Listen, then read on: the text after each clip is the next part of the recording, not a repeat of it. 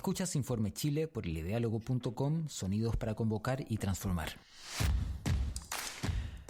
Hola, noticias falsas, lives en YouTube, un candidato que nunca pisó el país, un hijo de nazi, la extrema derecha y el anticomunismo. Bienvenidos a esta tercera temporada de 10 capítulos en que intentaremos responder a la pregunta ¿qué sucede en Chile? Cuando faltan 11 días para la segunda vuelta de las elecciones presidenciales. Una elección que tiene por posibles ganadores al joven Gabriel Boric, político de izquierda, frente amplista de 35 años, nacido como político en las revoluciones estudiantiles de la última decena de años. Enfrenta a José Antonio Kast, de 55 años, político de extrema derecha, heredero de la dictadura de Pinochet y antiguo miembro de los partidos defensores del modelo neoliberal, antes UDI, ahora republicano. Y bueno, la renovación de la política y las transformaciones versus el conservadurismo extremo de un defensor del anticomunismo. Pero no todo es tan simple. ¿Cuáles son las disputas de fondo? La respuesta, más allá de la fake news, la buscamos como de costumbre haciendo registro de los hechos del día en política, medios, derechos humanos y quizá lo más importante, mirando el contexto y todas las aristas que no siempre vemos en los medios. En este capítulo, número 1, 3 títulos. El análisis del escupitajo a Boric, la invitación de París y a los candidatos y lo que dejan las franjas televisivas. En un ratito tratamos de hacer este análisis por 10 días, como decíamos. Los periodistas Felipe Herrera, que le habla, en la edición, voz y controles, y Esteban Moreno en la redacción. Y vamos.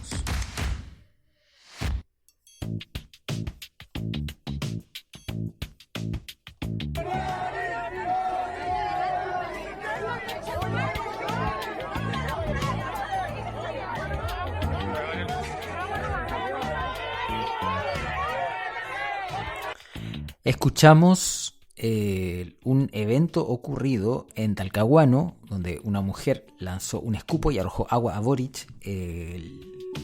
Esto lo decía hace un Twitter de El Zorro Nortino. Iniciando la campaña durante su gira por Talcahuano, el candidato de Apruebo Dignidad, Gabriel Boric, recibió un escupitajo de una mujer que se manifestaba por el indulto a los presos políticos de la revuelta. Un proyecto de ley que todavía está en el Senado. En el video difundido por redes sociales se escucha su grito: liberar a los presos por luchar. El candidato siguió su camino mientras se limpiaba del escupitajo y otros miembros de su equipo enfrentaban a la mujer. Ahora, ¿por qué enfrentan a Gabriel Boric? Este es uno de los principales temas de campaña y por eso por este análisis hacemos este podcast. La tensión que generan los casos de decenas de presos detenidos injustamente tras la revuelta de octubre de 2019. Esto le cobran a Gabriel Boric el haber firmado el Acuerdo por la Paz y la Nueva Constitución que permitió el plebiscito para formar una convención constituyente, pero que de paso no dijo nada sobre las personas que salieron a las calles para reclamar cambios al modelo y evidenciar las injusticias que estaban viviendo. El problema es que ese grupo, más a la izquierda de Boric, que reclama por estos presos de la revuelta y por estas demandas, desde un inicio no son afines a su candidatura. Los votos, sin embargo, que son útiles para enfrentar al conservador José Antonio Kast. Entonces, Gabriel Boric se encuentra en cierta forma con este grupo entre la espada y la pared, aunque los más de izquierda ya demostraron su apoyo a el candidato Artés, que no alcanzó el 2% de las preferencias. Respecto de la situación de las personas detenidas en el contexto del estallido social, aún no han tenido una resolución concreta, a pesar de que está en la discusión pública el proyecto del indulto. Al respecto, la senadora electa con primera mayoría nacional, Fabiola Campillay, cerca de 500.000 votos, declaró a fines de noviembre que si Boric quiere sentarse a conversar con el pueblo, debe prometer verdad y justicia para los presos de la revuelta social. Ella misma, hace solo días, sin embargo, firmó una carta declarando apoyo al candidato de el Frente Amplio y Chile Digno. Bueno, ¿qué está pasando en Chile? Entonces está pasando que el proceso social que llevó a la nueva constitución y cuestionó todo el sistema político aún no encuentra una respuesta de la institucionalidad. la presión social, estas manifestaciones sociales, ya sea para reconocer sus acciones desesperadas y finalmente políticas, o para responder concretamente a las demandas, o para dar una vía de salida a quienes sufren la injusticia del sistema después de haber ido a protestar por este. El camino de la Convención Constitucional aún tiene mucho que decir. El palito de Parisi y su impune pago de pensión de alimentos. Franco Parisi invitó a los dos candidatos ganadores de la primera vuelta a una entrevista en su programa de streaming Bad Boys. Personas que nos van a sintonizar hoy en los Bad Boys. Tenemos invitado a José Antonio Kast. Invito a toda la comunidad del PDG, a la comunidad del Partido de la Gente y a los casi 900.000 votos que optaron por nuestra opción presidencial en las elecciones recientes, para poder discutir democráticamente, haciendo que la democracia sea más democrática y no sea encasillado en los mismos de siempre. Por eso, en ese streaming participan solo hombres, se ha erigido como un símbolo del gran alcance que logró el Partido de la Gente en las redes. Lo que se especula es una de las causas de su impacto electoral que le permitió lograr 6 diputados en el próximo Congreso.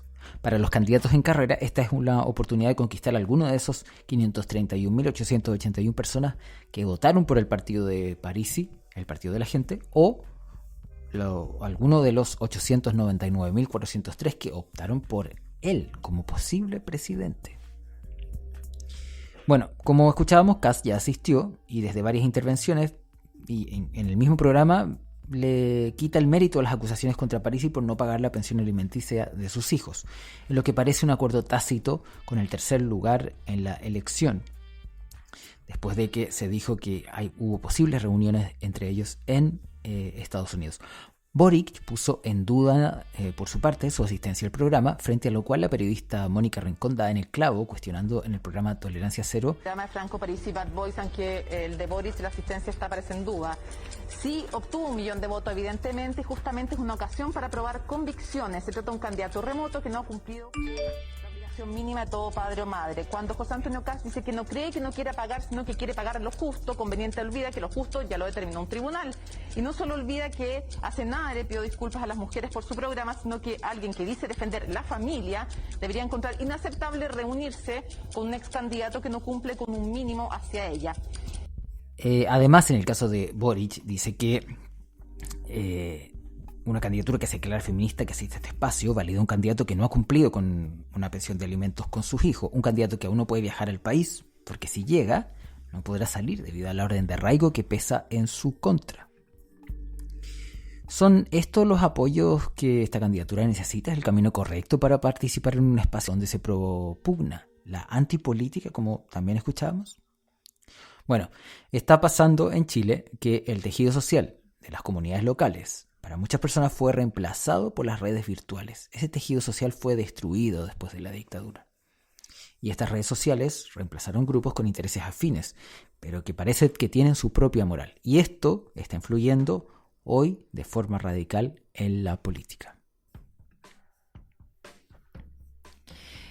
Y tercer título, ya para cerrar, la batalla en la televisión, franja electoral. Comenzó la segunda franja electoral. Los canales de televisión transmitirán conjuntamente la franja electoral correspondiente a la segunda vuelta presidencial.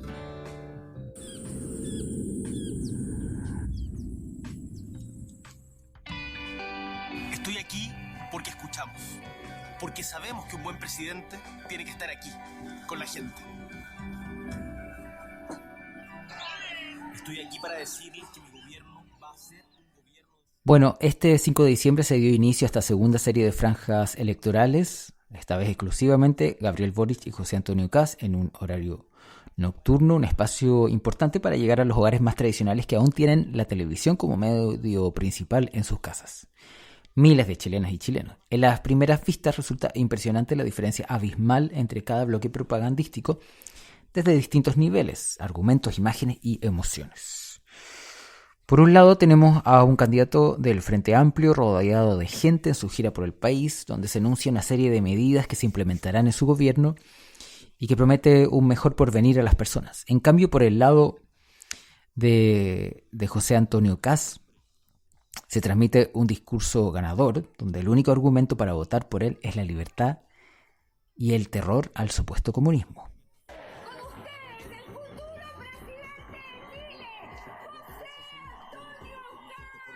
Para ese futuro esplendor alcanzar, atrévete por la libertad, atrévete. Hoy día dejo la presidencia del partido. En un comentario de YouTube, un usuario identifica de manera apropiada las principales diferencias entre las franjas desde la retórica. Mientras que Boric ocupa los recursos retóricos del carisma, la emoción y la argumentación para enunciar un voto a su favor, para incentivarlo, Kast solo enuncia ese carisma y la emoción argumentando de forma paupérrima la libertad y el terror al comunismo como argumentos para votar por él. Una diferencia notoria entre los relatos de campaña. ¿Qué está pasando en Chile? Que el anticomunismo es un argumento fácil para la extrema derecha, que no asume las muertes que han causado sus propias políticas en otros momentos históricos o incluso en el presente, así como sus ataques a las libertades individuales en beneficio de la libertad y el abuso económico. Regímenes que, sin embargo, hoy están fuertemente cuestionados por una mayoría que busca una salida. Aún así, el argumento del anticomunismo parece rendir frutos para un sector polarizado del país, a pesar de que siempre se recuerda el respeto que el Partido Comunista en Chile ha tenido respecto de la democracia. Pero al parecer no se trata de eso. Se trata de alimentar la caricatura.